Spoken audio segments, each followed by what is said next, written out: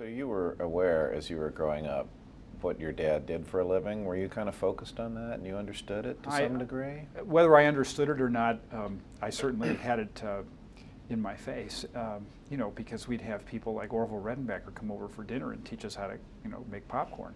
Or Phyllis George came over and Wow. she was Miss America, and man, that was big bragging rights at age 12, I'll tell you. That was the best, because she was a spokesperson for Tony for the Miss America contest. And was it your ambition to follow in his footsteps when you were growing up? I never even thought about going into PR. I always figured I'd go into you know, a big corporation. You know, I knew I wanted to be in business. I just never really particularly thought about it, no.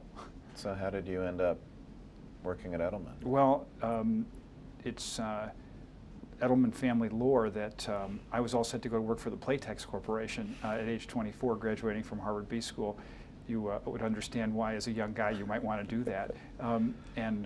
So my dad got an offer to be acquired by DDB in 1978, and he really didn't want to sell. And he said, you know, come spend 1 year, see if you like it, and if you don't, you know, you can go back to Playtex. And so here I am 32 years later, so I guess somehow I worked it out. So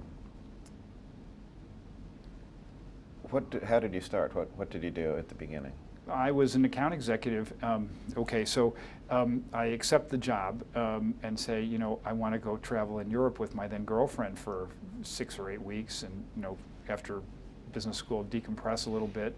And we won a client called Conti Commodity, Continental Grain, Futures Trading, and no one really understood it, except for me, because I'd written my senior thesis on futures trading. So my father said, sorry, Charlie, you get to show up the day after graduation and get to work at Edelman as of 1st of June, because we have a new client. So that was an interesting start. So I worked in the Chicago office for about 6 months, and then I moved to New York in '79.